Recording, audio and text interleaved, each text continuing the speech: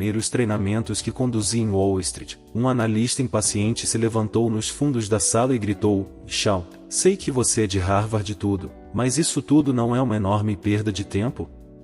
A psicologia positiva não é apenas uma questão de bom senso?" Senti um nó no estômago. Eu ainda não tinha muita experiência no negócio de consultoria para saber que é comum ser publicamente contestado daquela maneira. Mesmo assim, respirei fundo e me empenhei ao máximo para tratar com ele frente a frente. Comecei explicando que a psicologia positiva se baseia em ideias de muitas fontes respeitadas, incluindo os filósofos da Grécia Antiga, tradições religiosas consagradas e escritores e pensadores contemporâneos. Além disso, prossegui, os princípios e as teorias são testados e validados empiricamente.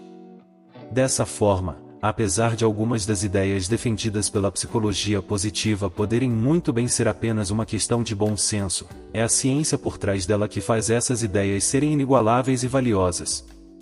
Mas aquele sujeito claramente não estava convencido. Ele voltou a se sentar com uma expressão presunçosa e eu passei para a próxima pergunta, tentando aceitar o fato de que simplesmente não é possível vencer todas as batalhas. Foi só depois da sessão de treinamento, conversando com vários analistas no almoço, que percebi a importância daquele incidente. "Lembra daquele sujeito que se levantou durante o treinamento?" um deles perguntou. Respondi que seria difícil esquecê-lo. Outro analista se inclinou para mim: aquele sujeito é a pessoa mais infeliz aqui. É como se uma nuvem cinza pairasse sobre a cabeça dele o tempo todo. Não conseguimos colocá-lo em nenhuma equipe porque ele é simplesmente tóxico. Aquele foi um momento decisivo para mim. Aquele sujeito tinha rejeitado tudo o que eu disse alegando se tratar de uma obviedade grande demais para ser digna de discussão e aparentemente ele não estava conseguindo colocar a mensagem em prática. Percebi que ele era a própria personificação de um dos maiores paradoxos do comportamento humano: um bom senso comum não é ação comum. Você se surpreenderia se eu lhe dissesse que cigarros não são uma grande fonte de vitamina C? Ou que passar horas a fio assistindo a programas de reality TV não elevará acentuadamente o seu QI? Provavelmente não. De forma similar, todos nós sabemos que deveríamos nos exercitar, dormir 8 horas por dia, comer de maneira mais saudável e ser gentis com o próximo. Mas será que esse conhecimento facilita fazer essas coisas? É claro que não. Isso acontece porque, na vida, o conhecimento é apenas uma parte da batalha. Sem a ação, o conhecimento muitas vezes não faz diferença alguma. Como disse Aristóteles, para sermos excelentes, não podemos simplesmente pensar com excelência ou nos sentir excelentes, precisamos agir com excelência. No entanto, a ação necessária para colocar em prática o que sabemos muitas vezes é a parte mais difícil desse processo. É por isso que, apesar de os médicos conhecerem melhor do que qualquer outra pessoa a importância de se exercitar e manter uma boa dieta, 44% deles têm excesso de peso. E é também por isso que os gurus organizacionais muitas vezes são desorganizados, que os líderes religiosos podem ser blasfemos e que até alguns psicólogos positivos não são felizes o tempo todo. Eu trabalho com inúmeros profissionais de negócios que reclamam que toda segunda-feira precisam repetir as mesmas resoluções para deixar de procrastinar, para parar de fumar, não deixar seus e-mails se acumularem na caixa de entrada ou passar mais tempo com os filhos, mas toda sexta-feira eles se veem indagando como deixaram com que mais uma semana escapasse pelos seus dedos. A verdade é que é difícil manter hábitos positivos, por mais razoáveis que eles possam parecer. Como a maioria das pessoas, eu travo a mesma batalha todo dia 1 de janeiro e, no dia 10 de janeiro, já estou de volta ao ponto em que comecei. Com efeito, o New York Times relatou que a impressionante proporção de 80% das pessoas não conseguem manter suas resoluções de ano novo. Mesmo quando nos sentimos comprometidos com a mudança positiva, pode parecer quase impossível mantê-la por um bom tempo. Com muita frequência nossas promessas não são cumpridas e a esteira ou bicicleta ergométrica de hoje se transforma em cabide de roupas amanhã. Se o nosso cérebro tem a capacidade de mudar, como sabemos ser o caso, Por que é tão difícil mudar o nosso comportamento e como podemos facilitar essa tarefa? Somos meros apanhados de hábitos. Durante o tempo em que passei trabalhando no laboratório de pesquisas de Harvard, meu dia de trabalho começava com uma longa viagem de elevador subindo pelo William James Hall. O prédio de 15 andares foi sede do Departamento de Psicologia de Harvard durante décadas e abrigou inúmeras pesquisas fascinantes, Andy B.F. Skinner e sua famosa caixa exuberantes macacos, chimpanzés, pigmeus e roedores geneticamente modificados. Todos tratados decentemente, o que é mais do que podemos dizer dos estudantes universitários que participam como voluntários dos estudos. As descobertas realizadas pelo homem que dá o nome ao prédio, contudo, podem ser a maior herança do edifício. Enquanto seu irmão Henry conquistava fama mundial como romancista, William James garantia seu lugar na história com suas descobertas revolucionárias no campo da psicologia. Nascido em 1842, James aplicou seus conhecimentos em medicina, filosofia e psicologia a uma vida inteira de estudos da mente humana. Ele deu o primeiro curso de psicologia experimental de Harvard em 1875 e, em 1890, já tinha publicado Princípios de Psicologia, uma obra de fôlego de 1.200 páginas, que se tornou o precursor dos compêndios da psicologia moderna. Como digo aos meus alunos todos os anos, pense nos pobres estudantes de graduação que assistiram às aulas de William James antes de reclamar em voz alta da leitura obrigatória da semana. No entanto, penso que a maior contribuição de William James para o campo da psicologia tenha sido o fato de ele estar um século inteiro à frente de seu tempo. James dizia que os seres humanos são biologicamente propensos ao hábito e é devido ao fato de sermos meros apanhados de hábitos que somos capazes de realizar automaticamente muitas das nossas tarefas cotidianas, a de escovar os dentes quando nos levantamos de manhã, a configurar o despertador antes de dormir à noite. É justamente porque os hábitos são tão automáticos que raramente paramos para pensar sobre o enorme papel que eles exercem no nosso comportamento e, com efeito, na nossa vida. Afinal, se tivéssemos que fazer uma escolha consciente sobre cada pequena ação que realizamos durante o dia, provavelmente estaríamos exaustos já no café da manhã. Vejamos o exemplo da manhã de hoje e suponham que você não tenha acordado, ido até o banheiro, olhado fixamente para sua imagem no espelho e pensado consigo mesmo: será que devo vestir roupas hoje? Você não precisou ponderar os prós e os contras. Você não precisou recorrer às suas reservas de força de vontade. Você simplesmente o fez, da mesma forma como provavelmente penteou os cabelos, tomou café, trancou a porta ao sair de casa e assim por diante. E, tirando os exibicionistas que podem estar lendo este livro, você não precisou passar o dia inteiro lembrando a si próprio de que não deveria tirar as roupas. Não foi um esforço continuar vestido. Isso não exauriu suas reservas de energia ou sua capacidade de processamento cerebral. Foi algo quase instintivo, automático, um hábito. Nada disso parece particularmente revolucionário para nós hoje, mas essa descoberta de William James foi crucial para o nosso entendimento da mudança comportamental. Dada a nossa tendência natural de agir por hábito, James supôs, a chave para sustentar a mudança positiva não deveria ser transformar cada ação desejada em um hábito, de forma a realizar a mudança automaticamente, sem muito esforço, pensamento ou escolha? Como o pai da psicologia moderna aconselhou com tanta sagacidade, se quisermos gerar uma mudança duradoura, devemos fazer do nosso sistema nervoso um aliado e não um inimigo. Os hábitos são como o capital financeiro, a constituir hoje, é um investimento que automaticamente renderá retornos durante anos a fio. Pitadas diárias de empenho. Naturalmente, é nesse ponto que a expressão "é mais fácil dizer do que fazer" tem mais relevância. Os bons hábitos podem ser a resposta, mas como podemos criá-los? William James Hall também tinha uma sugestão para isso, que chamou de pitadas diárias de empenho. Não se trata de uma grande revelação, mas basicamente de uma reformulação do velho ditado "a prática leva à perfeição". Mesmo assim, ele descobriu algo muito mais sofisticado do que poderia saber na época. Uma tendência de agir, ele escreveu, só se torna efetivamente arraigada em nós na proporção da frequência ininterrupta com a qual as ações de fato ocorrem e o cérebro cresce conforme sua utilização. Em outras palavras, os hábitos se formam porque o nosso cérebro efetivamente muda em resposta à prática frequente. Na verdade, James Hall estava absolutamente certo, mas levaria 100 anos para que os neurocientistas finalmente soubessem explicar por quê. Lembra que falamos que as estruturas e os caminhos do cérebro são flexíveis e elásticos?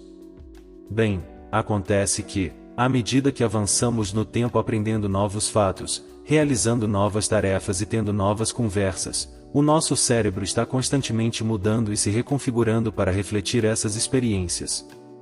Sem levar em conta as delicadas sutilezas da neurociência, eis, de maneira bem resumida, o que acontece na nossa cabeça, e nosso cérebro possui bilhões e bilhões de neurônios, interconectados de diversas maneiras para formar uma rede complexa de caminhos neurais. Correntes elétricas percorrem esses caminhos, de um neurônio ao outro, levando mensagens que constituem todos os nossos pensamentos e ações. Quanto mais realizamos uma determinada ação, mais conexões se formam entre os neurônios correspondentes. Essa é a origem do aforismo, e células disparadas juntas, são configuradas juntas. Quanto mais forte é esse vínculo, mais rapidamente a mensagem pode percorrer o caminho. É isso que faz um comportamento parecer automático ou instintivo. Também é assim que nos tornamos habilidosos em uma atividade com a prática. Por exemplo, na primeira vez que você tenta fazer malabarismos com bolas, os caminhos neurais envolvidos não foram muito utilizados, de forma que a mensagem avança lentamente. Quanto mais tempo você passa praticando, mais esses caminhos são reforçados de forma que, no 8º dia de prática, as correntes elétricas são disparadas em uma velocidade muito maior. É nesse ponto que você nota que é fácil fazer malabarismo, que precisa se concentrar menos e consegue fazer mais rápido. Em pouco tempo você será capaz de ouvir música, mastigar chiclete e conversar com alguém enquanto estas 3 laranjas estão sendo arremessadas no ar. O malabarismo pode se tornar automático, um hábito, gravado no cérebro por uma sólida nova rede de caminhos neurais. Considerando todas as conclusões acertadas às quais William James Hall chegou tantos anos atrás, devemos perdoá-lo pelo seu único erro. Ele acreditava, como a maioria dos cientistas da época, que essa capacidade de criar uma mudança duradoura no cérebro se restringia aos jovens, basicamente que não se pode ensinar novos truques a um cachorro velho. Felizmente não é esse o caso. Como você deve lembrar que foi dito no início deste livro, hoje os cientistas já sabem que o cérebro permanece flexível e maleável muito tempo depois dos 20 anos, e até nas idades mais avançadas. Isso significa que temos o poder de criar novos hábitos e colher os benefícios disso, independentemente de termos 22 ou 72 anos. O violão que não tocava sozinho. Quando aprendi a ciência por trás desse fenômeno, senti-me ávido por testar seus efeitos. Será que eu realmente conseguiria reconfigurar o meu cérebro e criar um novo hábito fazendo a mesma coisa todos os dias por algumas semanas? Era hora de conduzir um experimento e o jeito mais fácil seria usar a mim mesmo como cobaia. Decidi voltar a praticar violão, considerando que já tinha um e sabia que gostava de tocar. Como a sabedoria popular já dizia havia muito tempo que leva 21 dias para formar um hábito, decidi fazer um quadro com 21 colunas, colá-lo na parede e marcar cada dia de prática. Eu estava absolutamente confiante de que, ao final das 3 semanas, meu quadro estaria completo, com 21 dias marcados. B. Tocar violão todos os dias se tornaria uma parte automática da minha vida. C. Minhas habilidades melhorariam e D. Eu sairia da experiência mais feliz. 3 semanas depois, arranquei desgostoso o quadro da parede. Olhar para as 4 marcas ticadas seguidas de um monte de quadros vazios era mais desencorajador e constrangedor do que eu podia suportar. Eu tinha fracassado no meu próprio experimento e, pior ainda, continuava muito longe de dizer às garotas que era um músico. Fiquei chocado, deprimido até, ao constatar a rapidez com a qual desisti. Um psicólogo positivo deveria saber seguir os próprios conselhos. Naturalmente, os sentimentos de fracasso só se intensificam quando você percebe que agora é um psicólogo positivo deprimido. O violão estava guardado no armário, alguns passos adiante, mas eu não consegui me forçar a pegá-lo e tocar. O que tinha dado errado? Na verdade, as palavras reveladoras aqui são me forçar. Sem perceber, eu estava travando a batalha errada, uma que eu estava fadado a perder a não ser que mudasse de estratégia. Porque a força de vontade não é o melhor caminho. Tal Ben-Shahar adora contar o que chama de a história do bolo de chocolate. Em Israel, seu país de origem, a mãe dele era conhecida pelo delicioso bolo de chocolate que fazia. Uma tarde, quando Tal e seus amigos chegaram em casa da escola, ela tirou um bolo do forno e ofereceu uma fatia a todos. Tal a recusou, referindo-se ao seu rigoroso regime de treinamento para o Campeonato Nacional de Squash. Assim, ele se sentou e ficou observando seus amigos devorarem o bolo de dar água na boca. Em seguida, todos foram fazer a lição de casa. Horas mais tarde, Tal foi à geladeira para olhar o bolo. Ele ainda parecia delicioso. Mas não, pensou, eu devo ser forte. Uma hora depois e mais uma olhada no bolo. Oba, ele continuava lá. Em breve, ele não conseguia pensar em mais nada a não ser no bolo. Finalmente, no meio da noite, quando todos estavam dormindo, Tal se esgueirou furtivamente para a cozinha e devorou tudo que restou do bolo. Até a última migalha. Qualquer pessoa que já tenha tentado manter uma rigorosa dieta já passou por esse lapso de força de vontade. Nós nos negamos o prazer repetidas vezes até que de repente não aguentamos mais e as comportas se rompem. 5 dias comendo só cenoura e tofu são seguidos por um rodízio de pizza ou um banquete para 5 pessoas.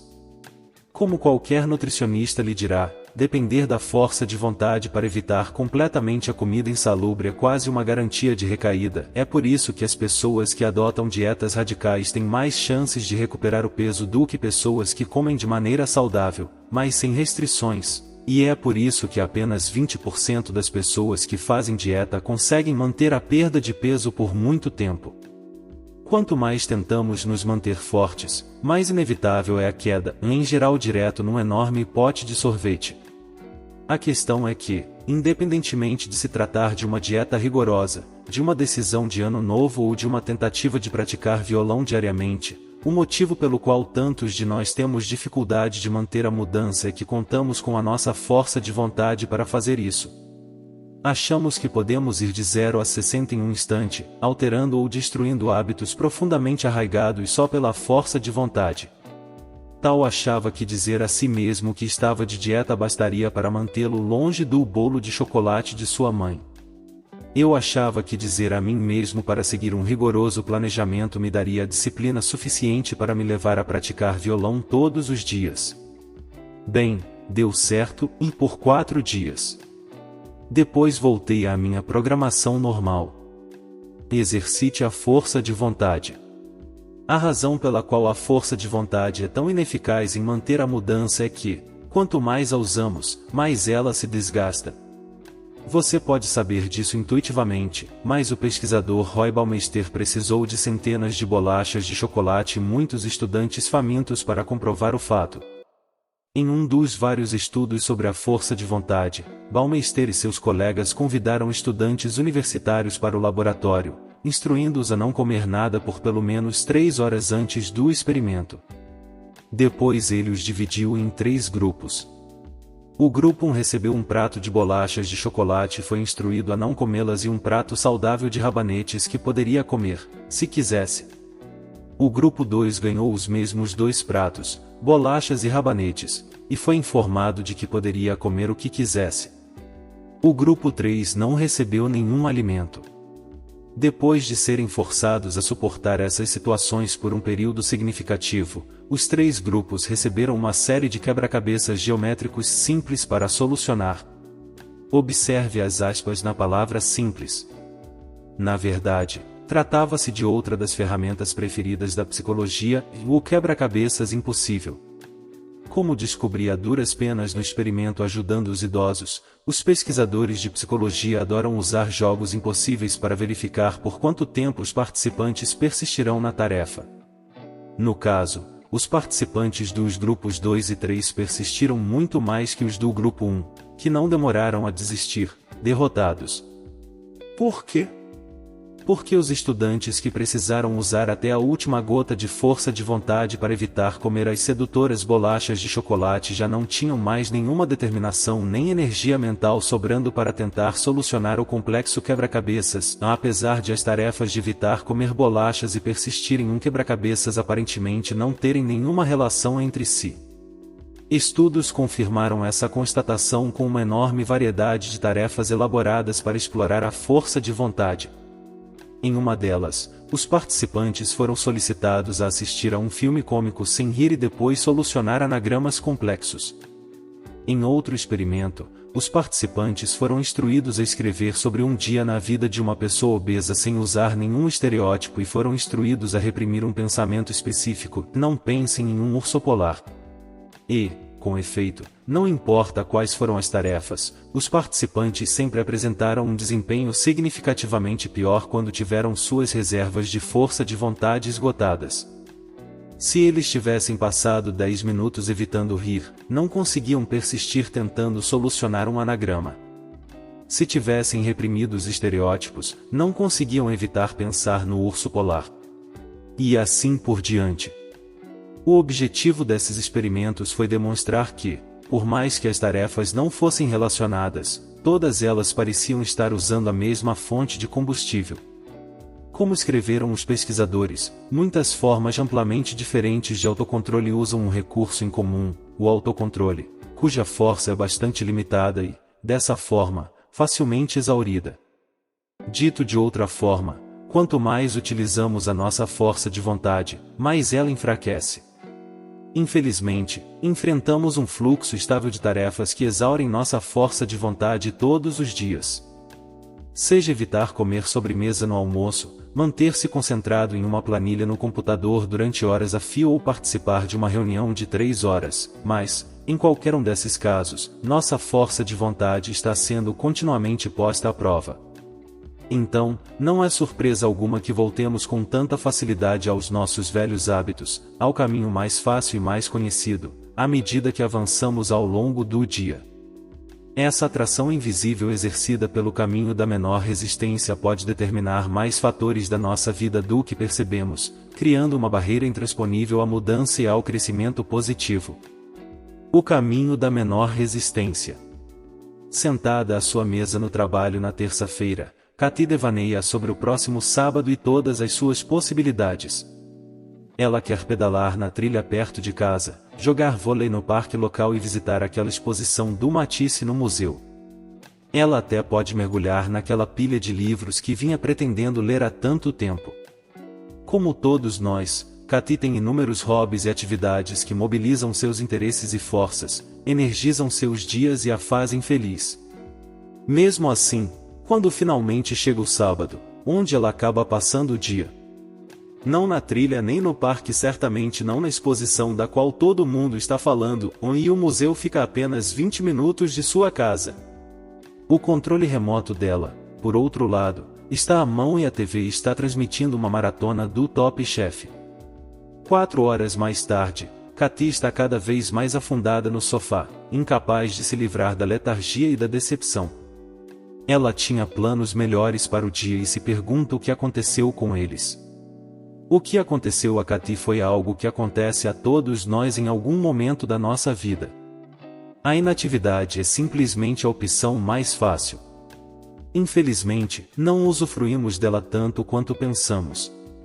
Em geral, os americanos na verdade consideram mais difícil usufruir do tempo livre do que do trabalho. Se isso soar ridículo, pense a respeito, e em geral, nosso trabalho exige que exercitemos nossas habilidades, utilizemos nossa mente e busquemos atingir nossas metas, há fatores que comprovadamente contribuem para a felicidade. É claro que as atividades de lazer também podem nos ajudar a ser mais felizes, mas, como elas não são exigidas da gente, como não temos um chefe do lazer nos controlando nas manhãs de domingo nos dizendo que é melhor que estejamos no museu às 9 em ponto, muitas vezes temos dificuldade de reunir a energia necessária para iniciá-las. Então seguimos o caminho da menor resistência, um caminho que nos leva inevitavelmente ao sofá e à televisão. E, como somos meros apanhados de hábitos, quanto mais vezes sucumbimos a esse caminho, mais difícil fica mudar de direção. Infelizmente, apesar desses tipos de lazer passivo, como assistir TV e navegar pelo Facebook, poderem ser mais fáceis e práticos do que andar de bicicleta, visitar uma exposição de arte ou jogar vôlei, eles não oferecem as mesmas recompensas. Estudos demonstram que essas atividades só são prazerosas e envolventes por cerca de 30 minutos e depois começam a drenar a nossa energia, criando o que os psicólogos chamam de entropia psíquica, aquela sensação de apatia e desinteresse vivenciada por Cathy. Por outro lado, o lazer ativo como hobbies, esportes e jogos aumentam a nossa concentração, envolvimento, motivação e prazer. Estudos revelaram que adolescentes americanos têm 2,5 vezes mais chances de sentir mais prazer quando estão envolvidos em um hobby do que quando assistem TV, uma proporção que aumenta para 3 vezes quando praticam um esporte. E, no entanto, eis o paradoxo, esses mesmos adolescentes passam 4 vezes mais tempo assistindo TV do que praticando esportes ou envolvidos em hobbies. Então, o que é que rola? Ou, como o psicólogo Mihaly Csikszentmihalyi pergunta de forma muito mais eloquente, por que passaríamos 4 vezes mais tempo fazendo algo que tem menos da metade das chances de fazer nos sentirmos bem? A resposta é que somos atraídos, intensamente atraídos, pelas coisas que são fáceis, práticas e habituais e é incrivelmente difícil dominar essa inércia. O lazer ativo é de fato mais prazeroso, mas quase sempre requer mais esforço inicial, tirar a bicicleta da garagem, dirigir até o museu, afinar o violão e assim por diante. Csikszentmihalyi chama isso de energia de ativação. Na física, a energia de ativação é a fagulha inicial necessária para catalisar uma reação. A mesma energia, tanto física quanto mental, é necessária para as pessoas superarem a inércia e dar início a um hábito positivo. Caso contrário, a natureza humana nos conduz eternamente pelo caminho da menor resistência. Uma oferta irrecusável. Como você pode imaginar, anunciantes e marqueteiros ganham a vida com o caminho da menor resistência. Você já fez alguma compra com um cupom de reembolso?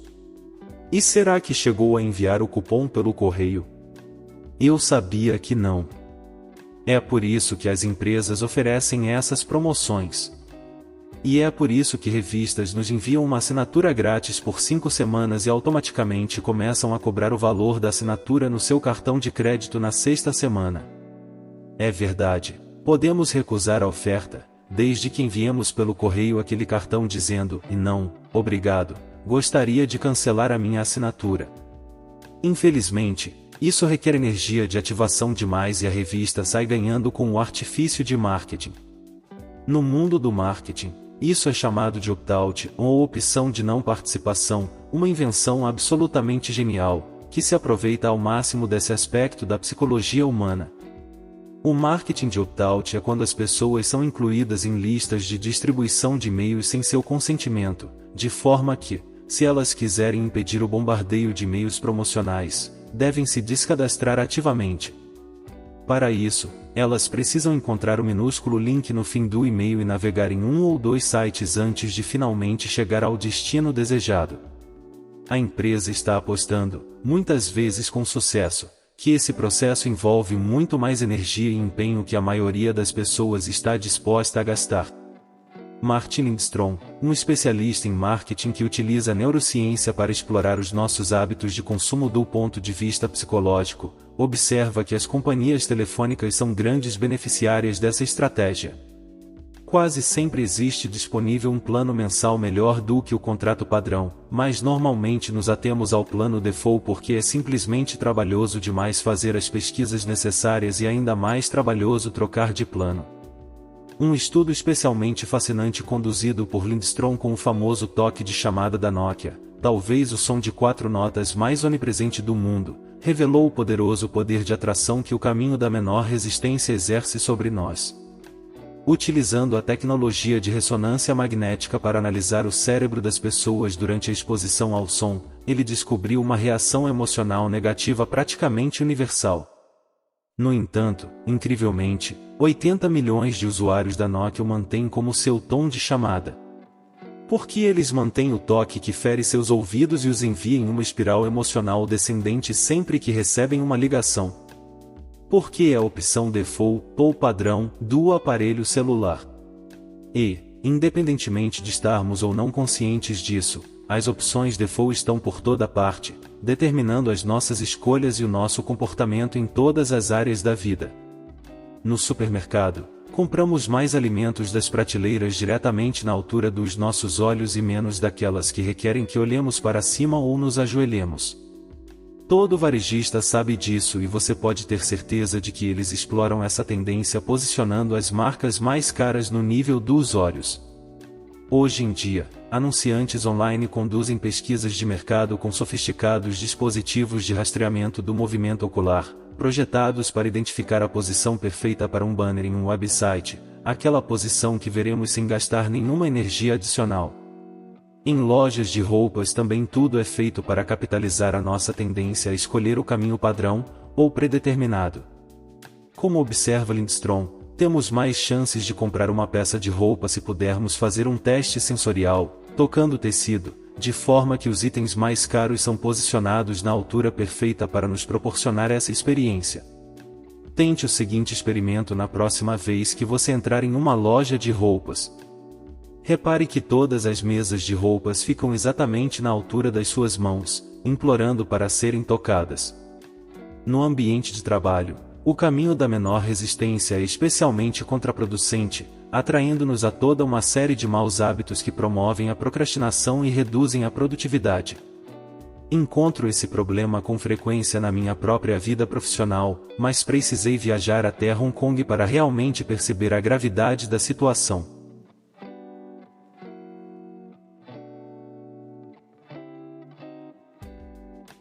O caminho para a distração.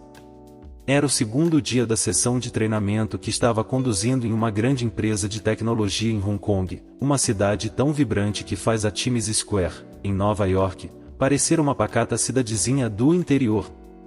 Reservei algum tempo para trabalhar em uma sessão privada com Ted, um dos gestores-chefe da equipe de marketing, que não estava conseguindo dar conta de sua carga de trabalho.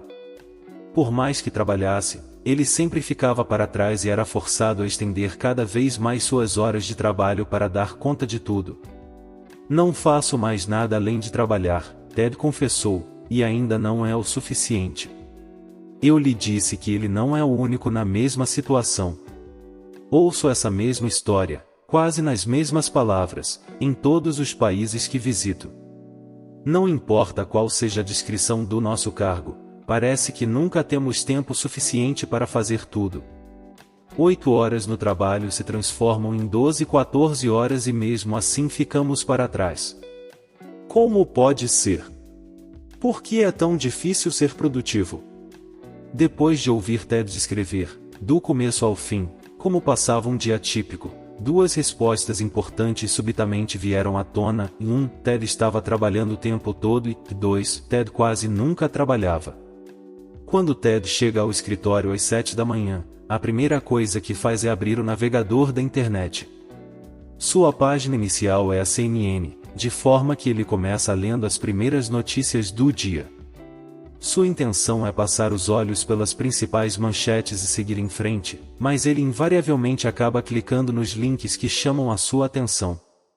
Então, sem nem mesmo parar para pensar a respeito, ele abre 2 websites diferentes nos quais verifica suas ações e investimentos e analisa o quanto eles renderam durante a noite. Depois ele checa os e-mails e deixa a caixa de entrada aberta ao longo do dia, alertando a cada vez que recebe uma nova mensagem.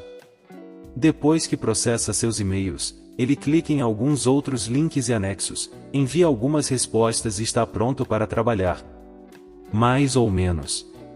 Acontece que Ted geralmente trabalha só 30 minutos antes de fazer um breve intervalo para o café.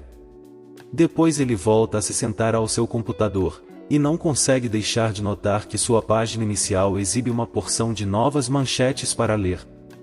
E o que é isto? 10 novos e-mails? É melhor ver do que se trata. Depois ele verifica de novo suas ações, só para se certificar de que não ocorreu nenhuma tragédia financeira. Finalmente, Ted consegue voltar a se concentrar e começa a elaborar um novo plano de marketing, mas sua concentração dura apenas cerca de 10 minutos, quando ele é interrompido pela chegada de um novo e-mail. E assim se arrasta o dia de trabalho de Ted. Você se identifica com essa descrição? Depois de alguns cálculos rápidos, concluímos que Ted provavelmente verifica suas ações 3 vezes a cada hora, checa seus e-mails 5 vezes por hora e websites de notícias cerca de 1 vez por hora. E isso na verdade é bastante comum. A American Management Association relata que os funcionários passam em média 107 minutos por dia lendo e respondendo e-mails. Um grupo de trabalhadores londrinos com os quais conversei admitiu que verificava as ações cerca de 4 ou 5 vezes por hora, o que totaliza 35 vezes por dia. E suspeito de que, se a maioria dos trabalhadores de escritório calculasse todos os minutos que passam a cada dia em blogs, sites de redes sociais, sites de compras e assim por diante, o resultado seria um cenário bastante alarmante. Não é de surpreender que seja tão difícil realizar alguma coisa no trabalho. E a coisa não termina por aqui. O tempo que gastamos com essas distrações constitui, sim, parte do problema, mas o mais grave é que a nossa atenção se desgasta cada vez que nos distraímos. Pesquisas demonstram que um trabalhador é interrompido em média a cada 11 minutos, e em cada ocasião, leva muitos minutos para se recuperar da perda de concentração resultante. No entanto, no mundo de hoje, é fácil demais cair em tentação. Nas palavras de um artigo do New York Times, antigamente se distrair consistia em apontar meia dúzia de lápis ou acender um cigarro. Hoje, existe todo um universo de distrações para se comprar, ouvir, assistir e encaminhar, o que faz se concentrar no trabalho ser uma tarefa cada vez mais difícil. Enquanto Ted e eu trabalhávamos para encontrar maneiras de minimizar as distrações, criei uma epifania: o problema não é o número ou a quantidade de distrações que nos complicam a vida, mas, sim, o fácil acesso a elas. Pense a respeito. Se quiser verificar suas ações, você precisa esperar que o painel de cotações da Bolsa de Valores percorra todo o alfabeto? É claro que não. Você pode programar um website para exibir só as ações de seu interesse e lhe enviar atualizações periódicas. Se quiser ler as mais recentes notícias políticas ou algum comentário sobre o novo filme daquele diretor que adora, você precisa percorrer dezenas de sites e blogs para encontrar um sobre o tema desejado? Nada disso. Você pode configurar um feed RSS para enviar posts do seu blog preferido diretamente na sua caixa de entrada. De forma similar, você pode receber por e-mail todos os seus noticiários esportivos preferidos, fofocas de celebridades, críticas de restaurantes, e por aí vai.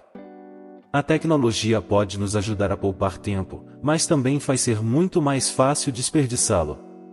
Em resumo, a distração, sempre a apenas um clique de distância, se transformou no caminho da menor resistência. Redirecione o caminho na regra dos 20 segundos. Ao se permitir ser direcionado para o caminho da menor resistência, Ted se viu emaranhado em uma rede de péssimos hábitos.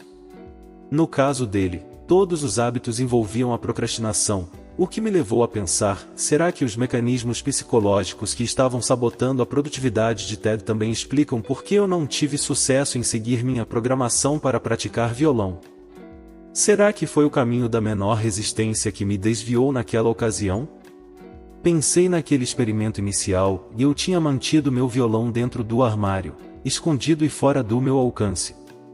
Ele não estava muito longe, é claro, meu apartamento não é tão grande assim, mas aqueles 20 segundos de esforço adicional necessários para andar até o armário e tirar o violão se provaram um grande impeditivo. Tentei superar essa barreira com a força de vontade, mas, depois de apenas 4 dias, minhas reservas já estavam completamente exauridas. Diante da minha incapacidade de usar o autocontrole para incorporar um hábito, pelo menos não por um período muito longo. Agora eu me perguntava, e se eu pudesse reduzir a energia de ativação necessária para começar? Claramente tinha chegado a hora de realizar outro experimento. Eu tirei o violão do armário, comprei um suporte de violão por $2 e o deixei no meio da minha sala de estar. Nada tinha mudado, só que agora, em vez de estar a 20 segundos de distância, o violão estava sempre à mão. 3 semanas depois, contemplei orgulhoso o meu novo quadro de prática de violão, com 21 dias consecutivos marcados. O que fiz, basicamente, foi colocar o comportamento desejado no caminho da menor resistência, de forma que exigiria menos energia e esforço pegar o violão e praticar do que evitar a atividade. Gosto de chamar isso de a regra dos 20 segundos, porque bastou reduzir em apenas 20 segundos a barreira à mudança para me ajudar a formar um novo hábito. Na verdade, muitas vezes leva mais de 20 segundos para fazer a diferença, e algumas vezes pode levar muito menos, mas a estratégia em si pode ser aplicada a qualquer coisa. Reduz a energia de ativação para os hábitos que deseja adotar e aumente-a para hábitos que deseja evitar. Quanto mais pudermos reduzir ou até eliminar a energia de ativação necessária para as nossas ações desejadas, mais aumentamos a nossa capacidade de dar início à mudança positiva. Sereias e slurpees. Não é uma ideia nova, mas é uma excelente ideia. Você se lembra da parte da Odisseia de Homero, na qual Odisseu tenta passar com seu navio pelas temerárias sereias, cuja voz era tão sedutora que elas eram capazes de conduzir qualquer homem para a morte certa? Odisseu sabe que não conseguirá resistir ao chamado, de forma que ordena a seus homens que o amarrem no mastro do navio para conseguir passar por elas em segurança. Como sabe que sua força de vontade não lhe bastará, ele decide colocar energia de ativação suficiente no caminho da tentação. Mais de 2000 anos mais tarde, e em um contexto cultural apenas ligeiramente diferente, a personagem principal do filme Os Delírios de Consumo de Beck Bloom congela seus cartões de crédito em blocos de gelo para não poder sair às compras desenfreadamente. Pode parecer bobagem, mas os 10 minutos adicionais que ela seria forçada a gastar para quebrar ou derreter o gelo e finalmente ter acesso a seu ex bastaram para conter esse hábito perturbador. É verdade que isso pode ser um exagero, vindo de Hollywood, que surpresa, mas os consultores financeiros de fato recomendam que as pessoas incapazes de resistir ao canto da sereia do consumo deixem seus cartões de crédito em casa, em uma gaveta, fora de seu alcance imediato. Felizmente, fazer compras não é uma das minhas grandes fraquezas, mas assistir televisão demais costumava ser. De acordo com uma rápida pesquisa no Google, os norte-americanos assistem em média entre 5 e 7 horas de televisão por dia. Em determinado ponto eu chegava a ver cerca de 3 horas por dia, o que, naturalmente, estava afetando a minha produtividade e reduzindo meu tempo disponível para passar com meus amigos. Eu queria assistir menos televisão, mas sempre voltava do trabalho cansado de lecionar e era fácil demais me jogar no sofá e pressionar o botão no controle remoto para ligar a TV. Então decidi realizar outro experimento me usando como cobaia. Dessa vez, me decidi a usar o mesmo truque que meu cérebro usou comigo quando eu não consegui praticar violão. Tirei as pilhas do controle remoto, peguei meu cronômetro e levei as pilhas para uma gaveta no meu quarto, a exatamente 20 segundos de distância do sofá. Será que isso bastaria para me curar do meu hábito de ver TV? Nas noites seguintes, quando chegava em casa do trabalho, me jogava no sofá e tentava ligar a TV pelo controle remoto, anormalmente repetidas vezes, sem lembrar que tinha tirado as pilhas. Então, frustrado, pensava comigo mesmo, odeio fazer estes experimentos. Mas, com efeito, a energia e esforço necessários para ir pegar as pilhas, ou até me levantar do sofá e ligar a TV manualmente, bastaram para dar conta do recado. E logo me vi pegando um livro que tinha intencionalmente deixado no sofá ou o violão, que eu deixava no suporte ao lado do sofá, ou até o laptop, agora posicionado ao alcance da mão, no qual eu estava escrevendo um manuscrito para este livro. Com o passar dos dias, a ânsia de assistir TV foi diminuindo e as novas atividades foram se tornando mais habituais. E em pouco tempo até me peguei fazendo coisas que exigiam muito mais energia de ativação do que ir pegar as pilhas, como sair para jogar basquete ou jantar com os amigos.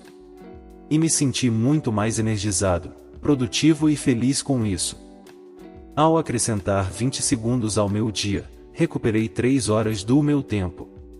A regra dos 20 segundos é um aliado especialmente crucial na nossa busca por hábitos alimentares mais saudáveis. Pesquisadores descobriram que é possível cortar pela metade o consumo de sorvetes em um refeitório simplesmente mantendo fechada a porta do refrigerador. E que, quando as pessoas são forçadas a esperar em uma fila separada para comprar salgadinhos industrializados e doces, muito menos pessoas efetuam a compra. Basicamente, quanto mais esforço for necessário para ter acesso a comida não saudável, menos consumiremos, e vice-versa.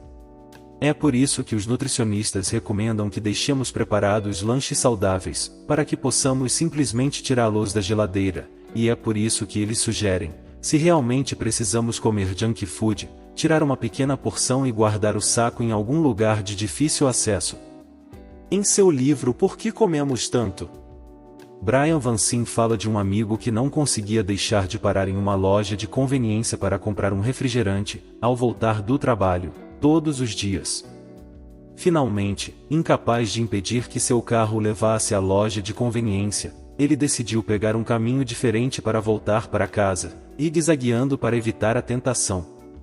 A nossa melhor arma na batalha contra os maus hábitos, sejam eles slurpees, reprises do Seinfeld ou distrações do trabalho, é simplesmente tornar mais difícil sucumbir a eles. Mentes sagazes se saíram com algumas maneiras criativas de colocar barreiras entre nós e os nossos vícios.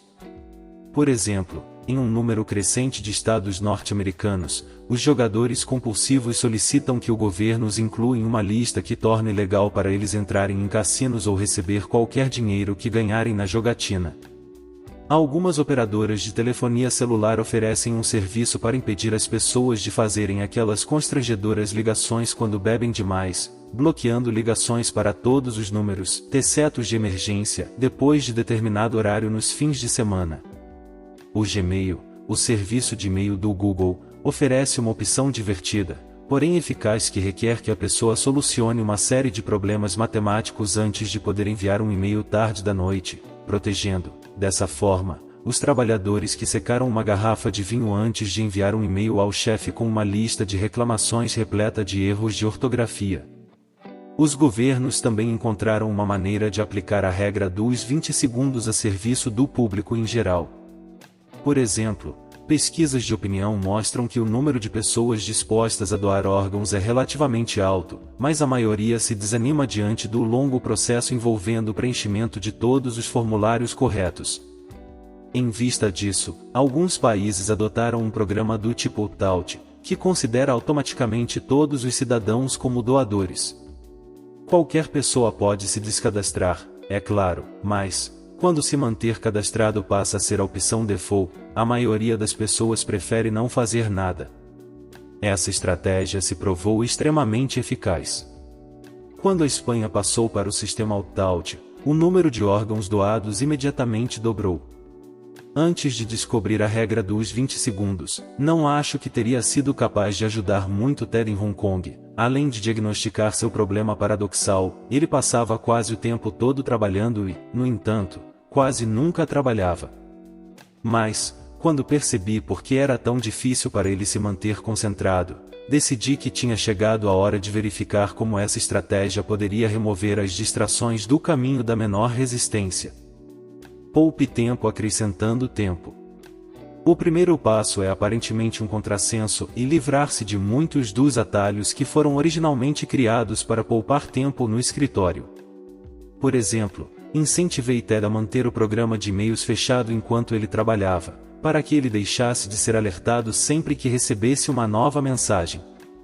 Sempre que quisesse verificar os e-mails, ele precisaria tomar a iniciativa de abrir o programa e esperar que ele fosse carregado. Apesar de isso reduzir as interrupções involuntárias, continuava sendo fácil demais clicar no pequeno ícone do Outlook sempre que sua mente se distraía, de forma que, para protegê-lo do hábito de verificar os e-mails, dificultamos ainda mais a tarefa. Nós desabilitamos o login sem automáticos da conta de e-mail, deletamos o ícone da área de trabalho do computador e escondemos o ícone do aplicativo em uma pasta vazia, enterrado em outra pasta vazia, enterrado em outra pasta vazia. Nós basicamente criamos a versão eletrônica das bonecas russas. Como ele me contou um dia no escritório, meio de brincadeira, mas não totalmente, passou a ser um pé no saco verificar os e-mails. Ah, isso quer dizer que estamos progredindo, respondi. Fizemos a mesma coisa para as outras distrações, desabilitando o aplicativo de monitoramento das ações, mudando sua página inicial da CNN para uma ferramenta de busca e até desabilitando o recurso de cookies do navegador, para que a máquina não pudesse lembrar das ações e dos sites que ele normalmente visitava. Cada botão adicional que ele era forçado a clicar e até mesmo cada endereço adicional que ele precisava digitar no navegador reforçavam a barreira à procrastinação e aumentavam as chances de ele se manter concentrado em uma tarefa. Deixei claro que ele continuava tendo a mais completa liberdade de fazer o que quisesse. Da mesma forma com o programa Opt-out, sua liberdade de escolha não lhe tinha sido retirada. A única coisa que mudou foi o default, agora configurado para a produtividade, e não para a distração. Naquele primeiro dia em Hong Kong, Ted estava não apenas cético, mas um pouco irritado comigo. A ele, e aos outros executivos aos quais impus tormentos similares, parecia que eu só estava dificultando ainda mais sua vida por si mesma já tão atarefada. Quem era eu para desabilitar os cookies deles? E eu nem sei o que são cookies. Mas, alguns dias depois, quando perceberam que estavam produzindo muito mais, e em menos tempo, eles mudaram de ideia. Durma com suas roupas de ginástica. A regra dos 20 segundos não se limita a alterar o tempo necessário para fazer as coisas. Restringir as escolhas que temos de fazer também pode ajudar a reduzir a barreira para a mudança positiva. Você deve se lembrar de como os estudos sobre a força de vontade conduzidos por Roy Baumeister mostraram que o autocontrole é um recurso limitado que se esgota com o uso. Bem, esses mesmos pesquisadores descobriram que escolhas demais também exaurem as nossas reservas. Os estudos mostraram que, a cada escolha adicional que as pessoas devem fazer, sua resistência física, a capacidade de resolver cálculos numéricos, a persistência diante do fracasso e o foco caem acentuadamente. E não estamos falando de decisões necessariamente difíceis, as decisões propostas nos estudos são mais na linha chocolate ou baunilha, do que a escolha de Sofia. No entanto, essas escolhas inocentes esgotam cada vez mais a nossa energia, e chega um momento em que não temos o suficiente para manter o hábito positivo que estamos tentando adotar. Um dos hábitos que eu queria criar era de me exercitar de manhã. Eu já sabia, com base em inúmeras pesquisas, que se exercitar de manhã melhora o desempenho em tarefas cognitivas e ajuda o cérebro a dar início a um efeito dominó de emoções positivas. Mas, infelizmente, a informação não leva necessariamente à transformação, já que toda manhã eu acordava e me perguntava, será que realmente quero me exercitar hoje? E meu cérebro respondia, não. Se você já tentou desenvolver o hábito de se exercitar de manhã cedo, provavelmente já sabe como é fácil ser sabotado por escolhas demais. Todas as manhãs, quando o despertador toca, o monólogo interno se desenrola mais ou menos assim: devo apertar o botão soneca do despertador ou se levantar imediatamente? O que devo vestir para me exercitar esta manhã? Devo dar uma corrida ou ir para a academia? Devo ir à academia do bairro, mais lotada, ou à academia mais tranquila, porém mais distante? Que tipo de exercício aeróbico devo fazer quando chegar lá? Devo levantar pesos? Devo fazer uma aula de boxe ou de yoga? E, nesse ponto, você está tão exausto com todas as opções que já voltou a dormir. Pelo menos é o que acontecia comigo. Então, decidi reduzir o número de escolhas que precisaria fazer antes de chegar até a academia. Toda noite antes de dormir, eu elaborava um plano detalhado incluindo onde me exercitaria na manhã seguinte e em quais partes do corpo concentraria os exercícios. Depois, deixava os tênis ao lado da cama. Por fim, e o mais importante, eu ia dormir vestindo minhas roupas de ginástica. E minha mãe se pergunta por que eu ainda não sou casado.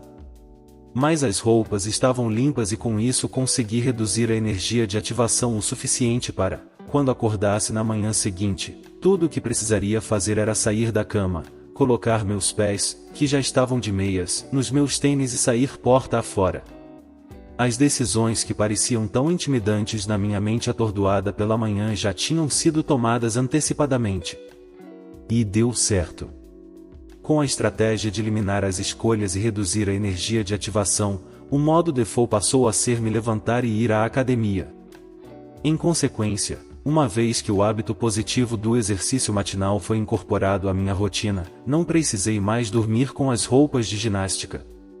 Depois disso, ao conversar com atletas e não atletas do mundo todo, ouço a mesma coisa dos dois grupos e algo estranho acontece no cérebro humano quando você veste seus tênis. Você começa a achar que, nesse ponto, é mais fácil se exercitar do que tirar todas as roupas de ginástica. Na verdade, é mais fácil tirar os tênis e as roupas, mas o seu cérebro, uma vez que já aderiu a um hábito, tenderá a se manter naturalmente na direção, seguindo o percurso da menor resistência percebida. E isso não funciona só para os exercícios físicos. Pense nas mudanças positivas que você deseja realizar no seu trabalho e descubra qual seria o equivalente de só colocar os tênis. Quanto menos energia for necessária para dar início a um hábito positivo, mais chances há de esse hábito se desenvolver. Determine regras de engajamento. Não importa se você está tentando mudar seus hábitos no trabalho ou em casa, o segredo para reduzir as escolhas é determinar e seguir algumas poucas regras simples.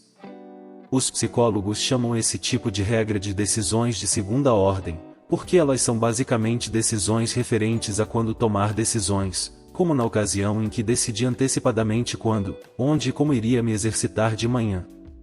Naturalmente, essa técnica não é eficaz só para decisões do tipo usar a esteira ou a bicicleta ergométrica. No seu brilhante livro The Paradox of Choice, Beori Schwartz explica como determinar antecipadamente as regras pode nos libertar do constante bombardeio de escolhas que podem fazer uma grande diferença na nossa vida. Se adotarmos a regra de nunca dirigir depois de tomar mais de um drink, por exemplo, eliminaremos o estresse e a incerteza de tentar tomar uma decisão sempre que não sabemos ao certo se estamos embriagados demais para dirigir, o que provavelmente significa que é o caso. No trabalho, determinar regras para reduzir o volume de escolhas pode ser incrivelmente eficaz. Por exemplo, se adotarmos regras para só checar os e-mails de hora em hora ou só fazer um intervalo de manhã, temos menos chances de sucumbir no momento da decisão, ajudando que essas regras se transformem em hábitos que seguiremos por default. As regras são especialmente úteis nos primeiros dias da iniciativa de mudar comportamentos, quando é mais fácil desviar do caminho. Aos poucos, à medida que a ação desejada se torna mais habitual, podemos nos dar o luxo de flexibilizar as regras. Por exemplo, você não costuma ouvir um chefe experiente dizer: "Adoto a regra de sempre seguir a receita à risca", porque alguns dos melhores pratos são frutos da experimentação criativa na cozinha. Mas, para um cozinheiro iniciante como eu, essa regra é absolutamente necessária. Como não sei cozinhar o suficiente para saber como ser espontâneo, um desvio das regras pode resultar em um desastre ou há muitos pedidos de entrega de pizza. Em uma ocasião, trabalhei com um gerente de conta chamado Joseph, que precisava de regras no trabalho da mesma forma como eu precisava de regras na cozinha. Ele era um sujeito bastante reservado e lúgubre, tanto no estilo de se vestir quanto em relação à sua conduta. Ele me lembrava de um daqueles párocos da Nova Inglaterra do século XVII. Mas, no fundo, Joseph queria desesperadamente capitalizar o benefício da felicidade, espalhando a positividade em sua equipe. No entanto, adotar uma postura alegre e encorajar abertamente seus colaboradores simplesmente não era algo natural para ele. Toda manhã, ele se decidia a ser mais positivo, mas sempre se via voltando rapidamente ao seu modo default de se comportar. Ele admitiu que, quando tentava interagir positivamente nas reuniões da equipe, acabava sobrecarregado por escolhas como: o que devo dizer para encorajar a equipe? A quem? Quando? Até que ponto devo ser efusivo nos meus elogios a determinado membro da equipe? Paralisado pela indecisão, ele acabava sem dizer nada e a reunião terminava com Joseph mais uma vez lamentando outra oportunidade perdida. Todas essas decisões exigiam energia de ativação demais. Precisávamos determinar algumas regras para ajudá-lo. A primeira regra que definimos foi que todos os dias, antes de entrar na sala de reuniões, ele precisava pensar em um membro da equipe a quem poderia agradecer por algo. Depois, a segunda regra foi que antes de iniciar a reunião, ele precisaria agradecer publicamente a pessoa. Uma simples frase bastaria e depois ele poderia dar início à reunião, sem a miríade de escolhas pairando sobre sua cabeça. Um mês depois, voltei à empresa para uma nova sessão de treinamento e deparei com Joseph no corredor. Não daria para descrevê-lo como um homem exuberante, mas ele certamente parecia mais feliz e mais aberto do que antes. Ele me contou que as nossas regras diárias o ajudaram enormemente a atingir sua meta e ele vinha usufruindo dos benefícios de uma maior positividade no ambiente de trabalho. Com efeito, 2 semanas depois de adotar seu novo ritual, ele se viu desejando fazer um segundo comentário positivo a alguém mais adiante na reunião, apesar de já ter atingido sua meta. Com o tempo ele pôde flexibilizar as regras, confiante de que o novo hábito já estava profundamente arraigado. O segredo está nos tênis. Este livro está repleto de maneiras pelas quais podemos capitalizar o benefício da felicidade. Mas, se não colocarmos essas estratégias em prática, elas permanecerão inúteis, como um conjunto de ferramentas dispendiosas mantidas trancadas dentro de um mostruário de vidro. O segredo para a utilização dessas ferramentas, e para a mudança positiva e permanente, é criar hábitos que gerem dividendos automaticamente, sem a necessidade de um esforço contínuo ou da utilização de extensas reservas de força de vontade. O segredo para a criação desses hábitos é manter uma prática repetida, ritualista, até as ações se arraigarem na química neural do seu cérebro. E o segredo para a prática diária é posicionar suas ações desejadas o mais perto possível do caminho da menor resistência. Identifique a energia de ativação, ou o momento, as escolhas, o empenho mental e físico necessário, e reduza-a. Se conseguir reduzir a energia de ativação para os hábitos que levam ao sucesso, mesmo se for apenas 20 segundos por vez, você logo começará a usufruir dos benefícios. Para dar o primeiro passo, metaforicamente, e algumas vezes literalmente, basta calçar seus tênis.